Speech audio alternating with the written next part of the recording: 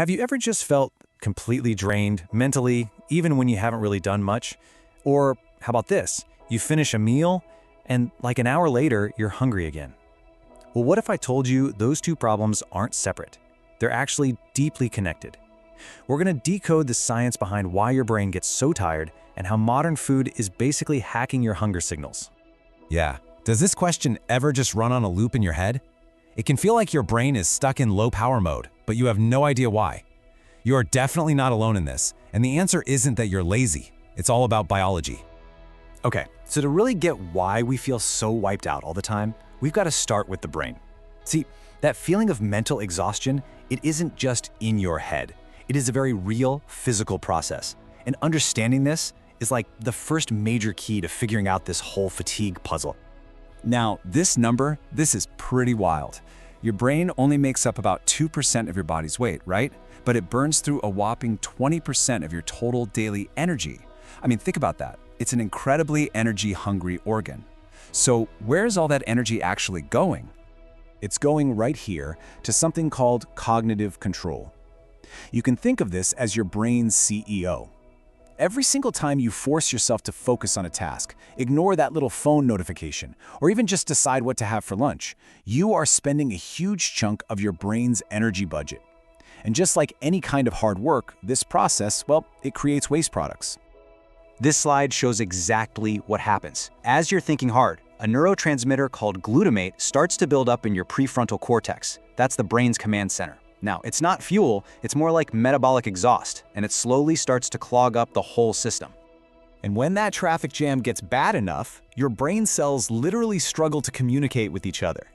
So your brain does something really logical. It shifts gears. It starts pushing you toward things that are easy, low effort, and give an immediate reward. This is the real reason why after a long, hard day of work, scrolling on your phone feels amazing, but going to the gym feels impossible. It's not a weakness, it's just neurochemistry at work. But, glutamate isn't working alone, it's got two partners in crime. While you're working hard, your dopamine levels start to drop, which makes the task feel less and less rewarding. At the same time, a chemical called adenosine is rising, and that's what creates the pressure to sleep. This powerful duo right here, that's your classic 3 p.m. slump. So here's the most crucial point, and I really want this to sink in.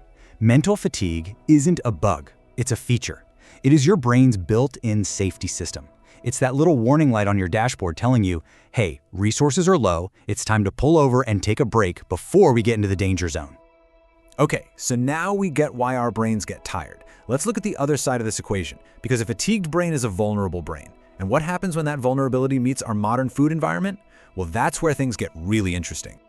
This number comes from a groundbreaking study by a researcher named Kevin Hall, and honestly, it's staggering. He found that when people were given unlimited access to ultra-processed foods, they just automatically ate 500 more calories per day compared to when they ate whole foods. And get this, the meals were matched for fat, sugar, and protein. So why? What's going on? Well, it's because these foods, they aren't just food anymore. They're basically a form of technology. They have been meticulously engineered to bypass your body's natural I'm full signals, and they do it using these 4 primary methods. Let's just quickly break down those first 2. Hyperpalatability is really the cornerstone of this whole thing. We're talking potato chips, cookies, frozen pizzas. They are engineered to hit a bliss point with a combination of sugar, fat, and salt that our brains just did not evolve to handle. It triggers this huge dopamine release, which makes the food feel incredibly rewarding and just drives us to eat more and more of it. And then there's the texture. Think about it. Ultra-processed foods are often really soft. That means you chew less, you eat way faster, and you can get down a huge number of calories before your stomach even has a chance to send the "hey, stop eating" signal to your brain. That signal can take up to 20 minutes to arrive. Okay, it's time to connect the dots. On one hand, we have a brain that's hardwired to seek out easy, instant rewards whenever it's tired. And on the other hand, we have a food environment that's engineered to provide those exact rewards in overwhelming abundance. This right here, this is the trap. This slide just lays it all out. It's the perfect and frankly kind of a dangerous storm.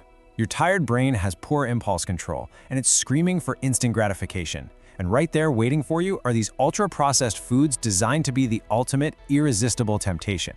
It's a powerful 1-2 punch, but it's not unbeatable. So if you find yourself feeling like this a lot of the time, please understand, this is not a character flaw, it's not about willpower, it is the predictable, logical outcome of a direct conflict between our ancient biology and our modern, highly engineered environment. But here's the good news. Knowledge is power. Once you understand the science, we can shift from blaming ourselves to taking strategic action. It is absolutely time to fight back and reclaim our energy and our focus. So, to fight that brain fog, these simple resets are incredibly effective. A short 10-minute walk boosts blood flow to the brain, which helps clear out that glutamate we talked about. A quick 20-minute power nap can drastically reduce those adenosine levels. You should think of these less as life hacks and more as just essential biological maintenance for your brain. And when it comes to food, the best defense is a really good offense. Building what you might call food intelligence is absolutely key. Prioritizing whole foods that are high in fiber, that naturally slows down your eating. And just giving yourself at least 20 minutes for a meal gives your brain's fullness signals a fighting chance to catch up. These are simple strategies that help you work with your biology, not against it. Look, if there is one thing you take away from all this, let it be this. Feeling tired and overeating are not signs of a personal failure. Not at all. They are signs that your brain is responding perfectly to the signals it's being sent. The real power comes from learning how to change those signals. Understanding this battle, this tug of war between your biology and your environment, that's the critical first step. But the real power, that comes from what you decide to do next. So knowing what you know now about how your brain and body are being signaled every single day, how are you going to choose to respond?